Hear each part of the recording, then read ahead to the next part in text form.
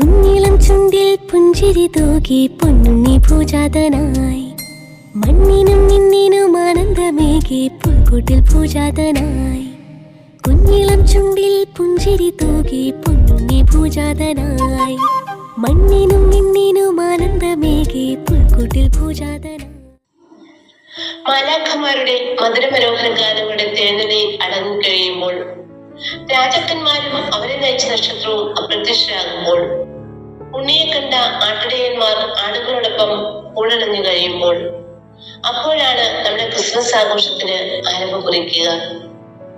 ലോക ജനതയ്ക്ക് സ്നേഹത്തിന്റെയും ശാന്തിയുടെയും അനുശ്വര സന്ദേശം ആശംസിച്ചുകൊണ്ട് ഒരു മംഗളദിനം കൂടി ഇതാ കടന്നു വന്നു. ജഗദ്ഗുരുവായ ക്രിസ്തുവിന്റെ ജന്മദിനം. ആദ്യമായി ഈ പുണ്യദിനത്തിന്റെ എല്ലാവിധ ആശംസകളും പ്രാർത്ഥനകളും ഇവർക്കും നേരുന്നു. കാലത്തിന്റെ തികവിൽ മനുഷ്യന്റെ പ്രതീക്ഷകൾ പൂവണിയിച്ചുകൊണ്ട് ദൈവം മനുഷ്യനായി പിറന്നതിന്റെ ഓർമ്മയാണ് നാം ആഘോഷിക്കുന്നത്. ഒരിക്കൽ മഹാനായ G.K. ക്രിസ്റ്റഫർ പറയുകയുണ്ടായി, 1000 തവണ ക്രിസ്തു പുൽക്കൂട്ടിൽ പിറന്നാലും ഒരു തവണയെങ്കിലും നമ്മുടെ ഹൃദയത്തിൽ പിറക്കുന്നില്ലെങ്കിൽ യാതൊരു പ്രയോജനവുമില്ലെന്ന്. അതെ, ക്രിസ്തു നമ്മൾ ജനിക്കുന്ന പ്രക്രിയയാണ് ഒറ്റ വാക്കിൽ ക്രിസ്മസ്. പ്രിയപ്പെട്ടവരെ, ബാഹ്യമായ ഒരുക്കങ്ങൾ കൊണ്ട് ഉണ്ണീശയെ സ്വീകരിച്ചാൽ പോരാ, മറിച്ച് സ്നേഹം, ത്യാഗം, സഹനം, സേവനം, പ്രാർത്ഥന, പങ്കുവയ്ക്കൽ എന്നീ പുണ്യങ്ങൾ മുഖമുദ്രയാക്കി ഈശോയെ നമ്മുടെ ഹൃദയത്തിലേക്ക് വരവേൽക്കാം. ഓരോ കാത്തിരിപ്പും ഒരു പുതിയ മംഗളവാർത്തയ്ക്ക് വേണ്ടിയുള്ളതാണ്. അതെ, രക്ഷയുടെ തിരുപ്പിറവി കാത്തിരുന്ന ഒരു ജനതയുടെ ആത്മീയതയിലേക്ക് നമ്മെ ക്ഷണിക്കുകയാണ്. വിശുദ്ധ ലൂക്കയുടെ സുവിശേഷം 1-ാം അധ്യായം 5 മുതൽ 25 വരെയുള്ള തിരുവചനങ്ങളിലൂടെ. ഇത് കാത്തിരിക്കുന്ന 2 ദമ്പതിമാരുടെ കഥയാണ്. നമുക്കറിയാം, ഓരോ മനുഷ്യരും കാത്തിരിക്കുന്നവരാണ്. വിതക്കാരൻ വിളവിന് വേണ്ടി കാത്തിരിക്കുന്നു, കാവൽക്കാർ പ്രഭാതമാകുവാൻ വേണ്ടി കാത്തിരിക്കുന്നു. ഇങ്ങനെ നമ്മുടെ ജീവിത കാലയളവിൽ നമ്മൾ നല്ല നാളേക്ക് വേണ്ടി കാത്തിരിക്കുന്നു.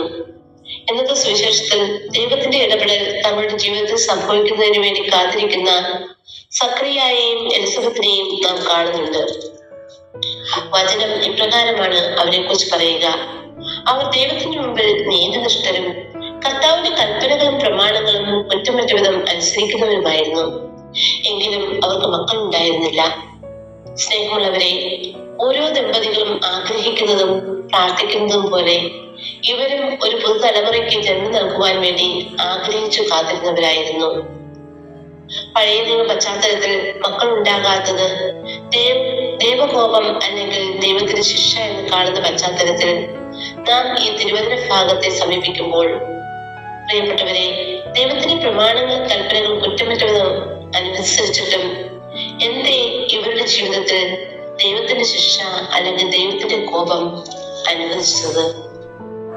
ഇസഹാക്കും സാമുവേലും ജോസഫും സാംസണും യോഹന്നാനും ഒക്കെ ജനിച്ചത് വന്ധ്യകളായിരുന്ന അമ്മമാരിൽ നിന്നാണ്. വൈകല്യങ്ങൾ ദൈവിക ഇടപെടലിന് വേണ്ടിയുള്ള അവസരങ്ങളാണ്.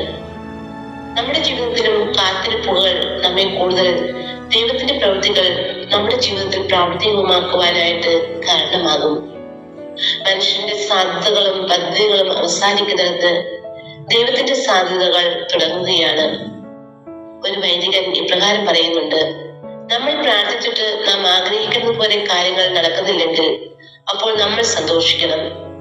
കാരണം ഇനി നടക്കാൻ പോകുന്നത് നമ്മുടെ ആഗ്രഹമല്ല, മറിച്ച് ദൈവത്തിന്റെ ആഗ്രഹമാണ്.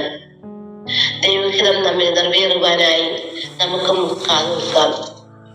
പ്രിയപ്പെട്ടവരെ, ഈ ക്രിസ്മസ് നാളിലെ ഒത്തുചേരലും സംഗമവുമെല്ലാം ആനന്ദത്തിന്റെയും ആഹ്ലാദത്തിന്റെയും സന്തോഷത്തിന്റെയും പങ്കുവെക്കലിന്റെയും പരസ്പര സാഹോദര്യത്തിന്റെയും മനഃശബളമായ ഒരു ഉത്സവം തന്നെയാണ്. അനുഗ്രഹത്തിന്റെ ഈ വസന്തത്തിനുമപ്പുറം നാളെയുടെ ഗ്രീഷ്മ ശൈത്യ ഹേമന്തങ്ങൾ പ്രവേശിക്കാനുള്ള ഉൾവിളിയുമായി MSST മക്കൾ ദൈവകൃപയിൽ നിറഞ്ഞ് ലോകത്തിന് നന്മയായി, സ്നേഹമായി, സമാധാനമായി, സന്തോഷമായി, അതേ പ്രവാചക സാന്നിധ്യമായി നിലകൊള്ളാൻ നല്ല ദൈവം കനിഞ്ഞ് അനുഗ്രഹിക്കട്ടെ എന്ന പ്രാർത്ഥനയോടെ ആഗതമാകുന്ന ഉണ്ണീശ്വര പ്രവിത്യ നാളിന്റെയും പുതുവത്സരത്തിന്റെയും എല്ലാവിധ ആശംസകളും നേരുന്നു.